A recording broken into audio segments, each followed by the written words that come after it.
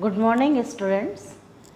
आपण first chapter समरूपता सिमिलरिटीचे 1.1 आणि 1.2 हे दोन एक्सरसाइज आपले इथं आपण सॉल्व केले. आज आपण सुरू करणार आहोत 1.3. 1.3 हा सुद्धा समरूपता आहे, सिमिलरिटी आहे, त्रिकोणाचीच सिमिलरिटी, पण याच्यामध्ये आपण कसोट्या वापरणार आहे, टेस्ट वापरणार आहे. तर हे टेस्ट कोणते? हे टेस्ट आपण ऑलरेडी 9th शिकून झालेला आहे आपला, की टेस्ट जे असतात, कारण की एक त्रिकोणात 3 बाजू आणि 3 कोन असतात. फॉर एक्झाम्पल समजा आपल्याकडे असा एक त्रिकोण आहे आणि एक अजून त्रिकोण आहे. दोघेही त्रिकोण हे वेगवेगळे आणि याच्यामध्ये 1 2 3 कोन आहे आणि याच्यामध्येही 1 2 3 कोन आहे आणि त्याच्याशिवाय 1 2 3 बाजू आहे. म्हणजे एका त्रिकोणात एकूण 6 पार्ट असतात, 3 कोन आणि 3 बाजू. आपल्याला जर हे दोन त्रिकोण एकरूप असं सिद्ध करायचं जर असेल तर आपल्याला या 6 पैकी कोणतीही 3 कसोटी घ्यावी लागते. समजा तुम्ही 2 बाजूची या तर तुम्ही तिघही कोनांची घेतली तर तिघही कोनांची जेव्हा कसोटी असते तेव्हा त्याला ए अँगल अँगल अँगल. पण कारण की आपल्याला माहीत आहे की त्रिकोणाचे तिघही कोनांची बेरीज 180 असते, म्हणून जर आपण 2 कोन सिद्ध करून दिले तर तिसरा कोन आपोआप सारखा येतो. म्हणून याला ए कसोटी न म्हणता आपण फक्त 2 अँगलचाच टेस्ट करतो. त्याला सर्वात पहिला टेस्ट त्याच्यामध्ये येऊन जातो ए टेस्ट. मराठीमध्ये याला म्हणतात को कसोटी. को कसोटी म्हणजे कोन आणि कोनची कसोटी. समजा हा कोन आणि हा कोन, त्याच्याशिवाय हा कोन आणि हा कोन सारखा आहे, तर आपण तिसरे कोनची कसोटी करणार नाही. दुसरा टेस्ट जे येतो त्याला आपण ए टेस्ट असं म्हणतो. टेस्ट म्हणजे को बा को. मराठीमध्ये को बा को म्हणजे कोन बाजू कोन. समजा याचे 2 कोन आपल्याला सिमिलर दिलेले आणि एक बाजू कोणतीही सारखी येऊन गेलेली आहे किंवा एक बाजूचा माप आपल्याला जर दिलेला आहे तर तिसरी कसोटी जे येते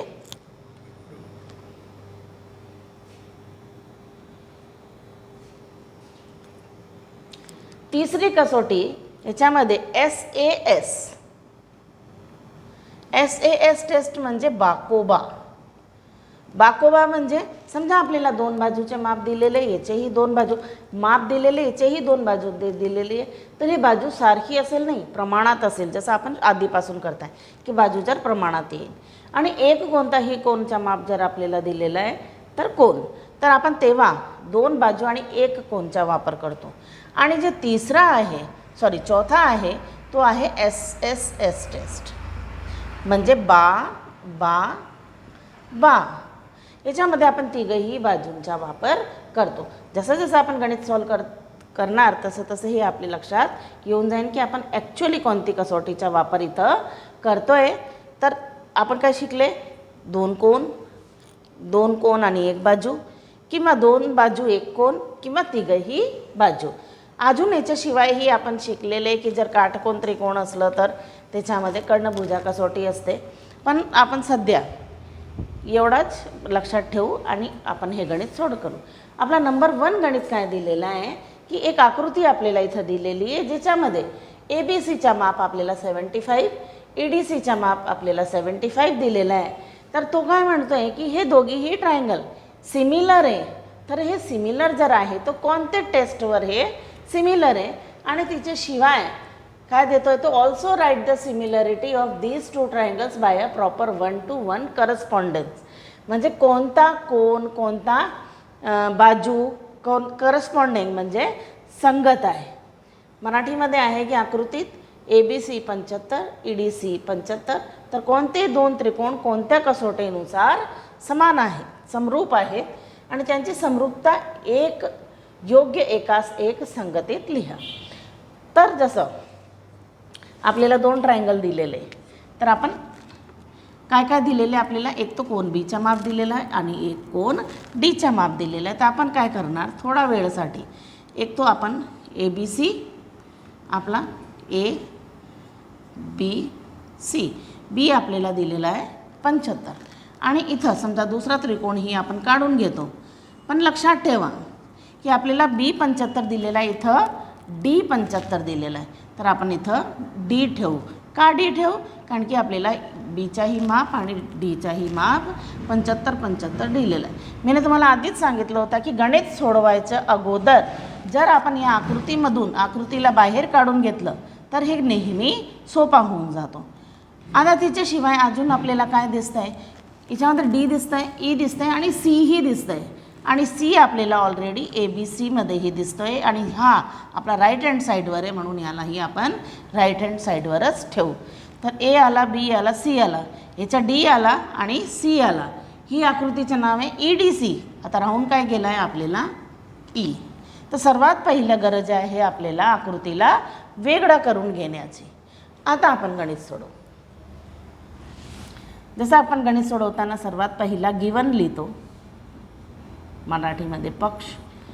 तर दिलेला आहे आपल्याला ABC 75 आणि EDC 75.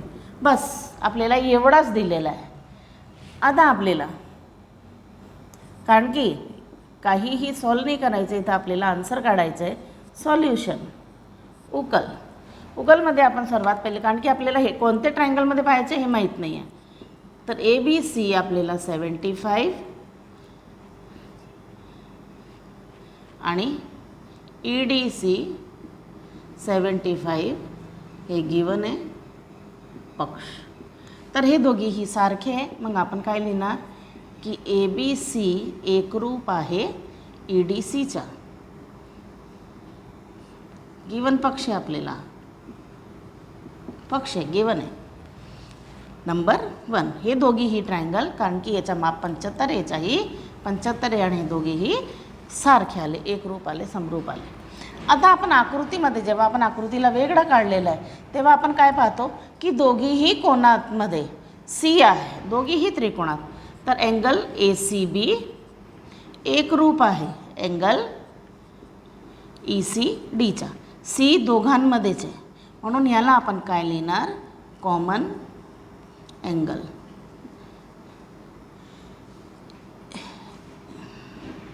सामायिक कोन. हा आला आपला नंबर 2. तर मी तुम्हाला याच्या अगोदर सांगितलं होता की पहिलाच टेस्ट आपला कोको कसोटी आहे. तर 2 कोन जर सारखे आले तर आपला तिसरा कोन आपोआप म्हणजे ए आणि ई हे दोघीही कोन एकरूप आहे. कारण की कधीही कोनांचा माप हा 180च राहतो. म्हणजे त्रिकोणाचा एकूण कोणांचे जे माप आहे ते 180च राहणारे. चाहे तुम्ही एवढा त्रिकोण काढा की तुम्ही हा ब्रह्मांडचा त्रिकोण काढा, कोणांचे माप कधीही 180. त्रिकोणामध्ये तिघही कोणांचे जे बेरीज असते ती 180पेक्षा कमी न जास्त कधी नाही होते, त्याच्याशिवाय त्रिकोण होत नाही आहे. म्हणून आपण इथं कोको कसोटीवरून हे सिद्ध करून दिलं की कोणकोणते त्रिकोण ABC एकरूप आहे त्रिकोण EDCचा. आणि हा टेस्ट आला आपला AA टेस्ट म्हणजे को कसोटी. आणि कुठून घेतलं आपण हे 1 आणि 2 वरून. तर आपण इथे लिहिणार फ्रॉम 1 and 2. मराठीमध्ये लिहिणार 1 व 2 वरून. सिंपल गणित आहे, काहीही अवघड नाही आहे याच्यामध्ये. एक कोन आपल्याला माप दिलेला आहे आणि दुसरा कोन आपल्याला सामायिक दिलेला आहे. हा बी आणि डीचा माप 75 दिलेला आहे आणि सी दोघीही त्रिकोणात आहे म्हणून हे सामायिक आहे, कॉमन आहे. तर त्याच्यावरून आपला हे AA कसोटीवर हे प्रूव्ह झाला की ABC ट्रायंगल आणि EDC हे दोघीही समान आहे, एकरूप आहे. लिहून घ्या तुम्ही.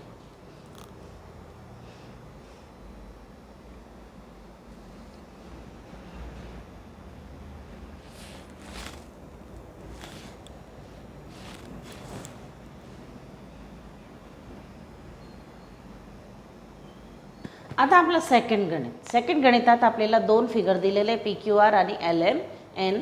PQ दिलेला आहे आपल्याला 6, QR दिलेला आहे 8, PR दिलेला आहे 10 आणि LMN मध्ये LM दिलेला आहे 3, MN दिलेला आहे 4 आणि LN दिलेला आहे 5. आणि आपल्याला काय विचारतो, are the triangles in following figure similar, if yes by which test. आकृतीमधील त्रिकोण समरूप आहे का, जर असतील तर कोणत्या कसोटीवर. बिलकुल सिंपल आहे. आता आपल्याला याच्यामध्ये कोणचा माप दिलेला नाही आहे. आपल्याला काय दिलेलं आहे, तीनही बाजूच्या दोघीही त्रिकोणात तिघही बाजूंचे माप आपल्याला इथं दिलेलं आहे. तर आपण इथं एंगलचा कोणताही टेस्ट घेणार नाही, आपण बाजूचा टेस्ट घेणार. आता सर्वात आधी आपण इथं लिहून घेतो की आपल्याला काय काय दिलेलं आहे. आपला गिवन पक्ष लिहून घ्या, तुम्हाला काय काय दिलेलं आहे. सर्वात आधी तुम्हाला दिलेलं आहे PQ 6, QR 8 आणि PR 10. हे त्रिकोण PQRमध्ये. तसंच आता LMNमध्ये पाहतो तर LM दिलेला आहे 3, MN दिलेला आहे 4 आणि LN दिलेला आहे 5. तर सर्वात पहिलं तर आपल्याला हे लक्षात ठेवावे लागेल की आपण जे बाजू ठेवणार आहोत ते प्रमाणात ते एकमेकसोबत कट होतात का. तर आपण पाहतो की जसं आपण इथं 1च्या खाली 1 लिहिलेलं आहे, तर हा 6 आणि 3 एकच पाडे ते 8 आणि 4. तर आपल्याला थोडा असा इथं पाहून करावे लागतं. कधी कधी आपल्याला फिगर असं फिरवून देता, पण आपल्याला इथं बिलकुल सिंपल दिलेलं आहे. तर आपण आता सॉल्युशन करणार आहे.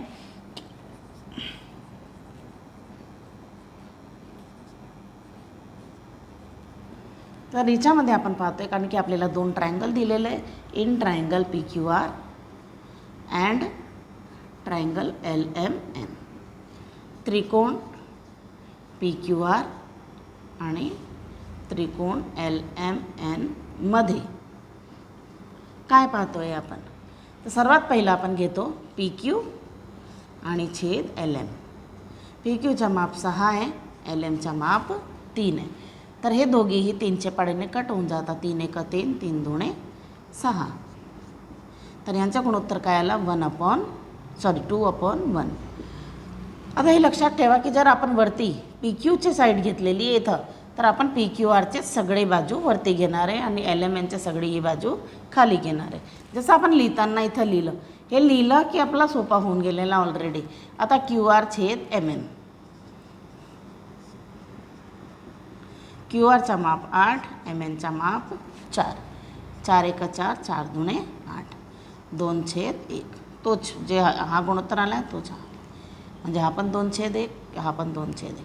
आता तिसरी बाजू PR छेद LN. PR 10 आहे, LN 5.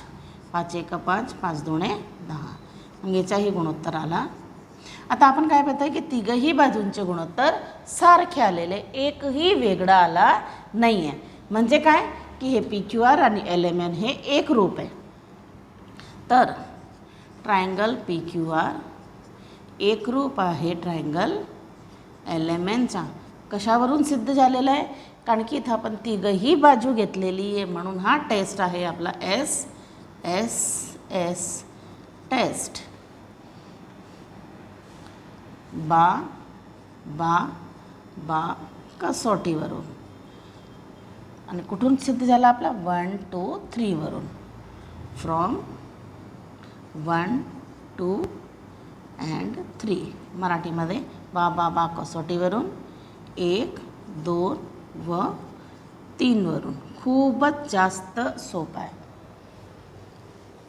काहीही अवघड याच्यामध्ये मला नाही वाटतं की तुम्हाला वाटेल. फक्त 3 बाजू घ्यायचे, त्यांचे प्रमाण काढायचे. प्रमाण जर गुणोत्तर सारखे आहे तर आपले हे त्रिकोण एकरूप आहे.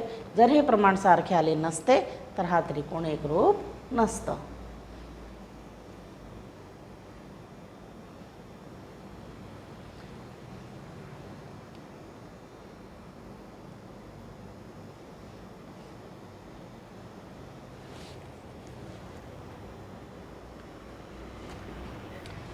थर्ड सम आपला लिहायला खूप मोठा आहे, म्हणून मी मेन त्याच्यामधून लिहून घेतला.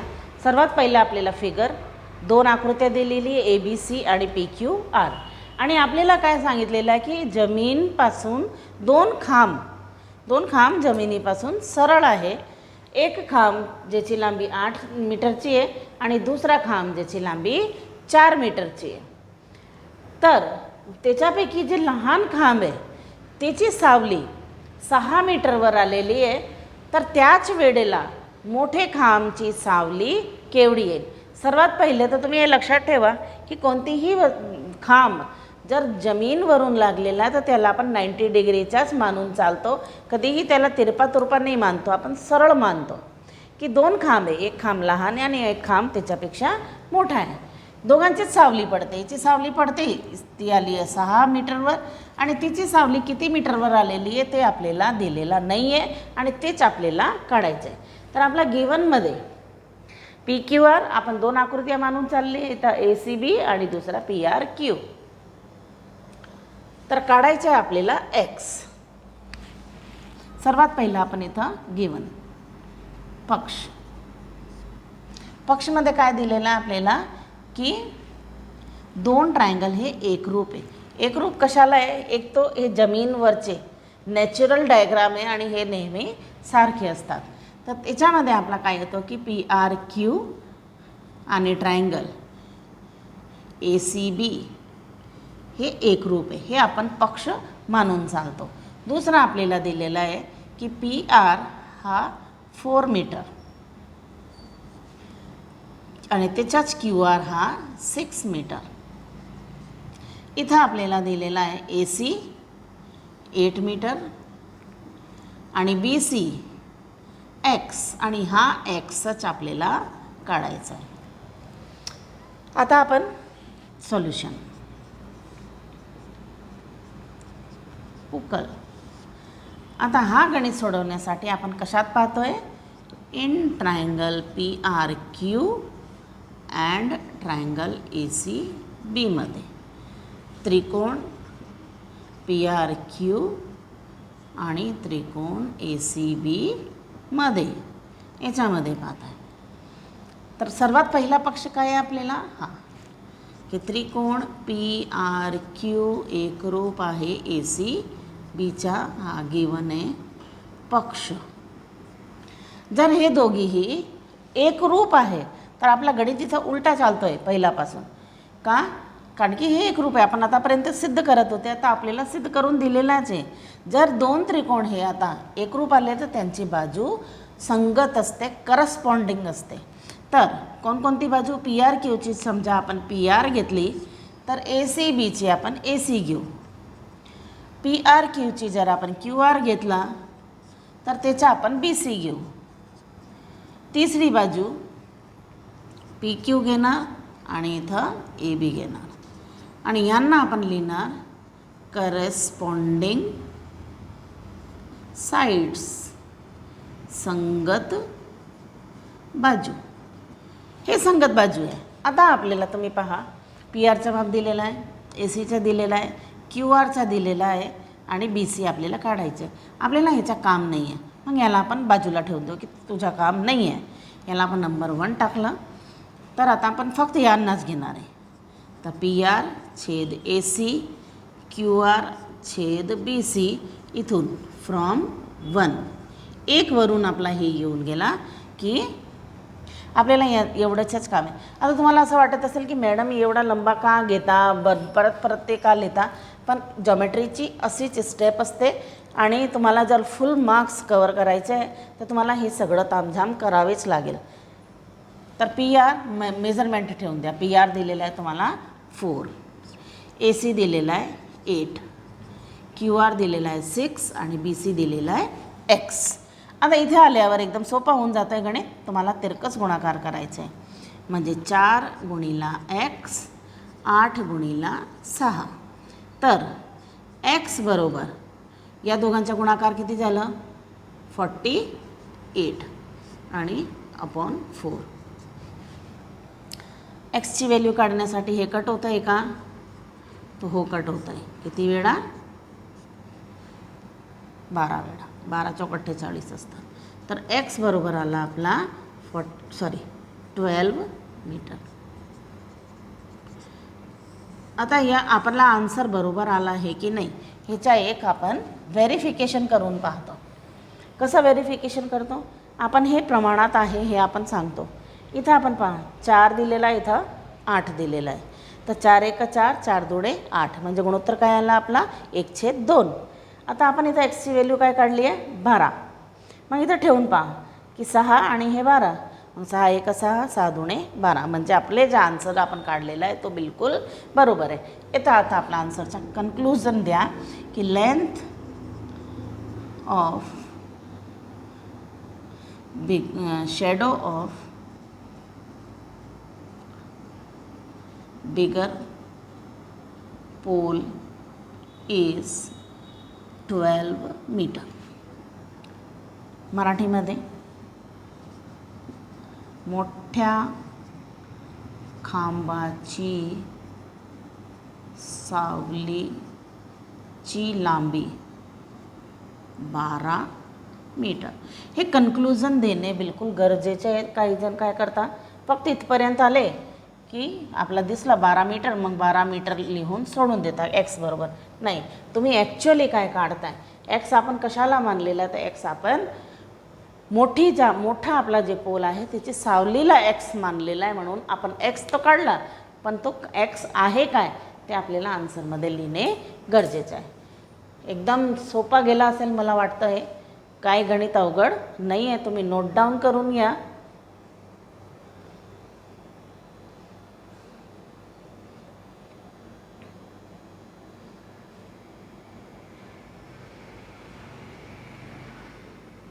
हे 3 गणित आपण इथं सोडवले 1.3चे, आणि हे तिघंही कसोटीवर होते. हे 9thमध्ये तुम्ही ऑलरेडी कसोट्या केलेली आहे.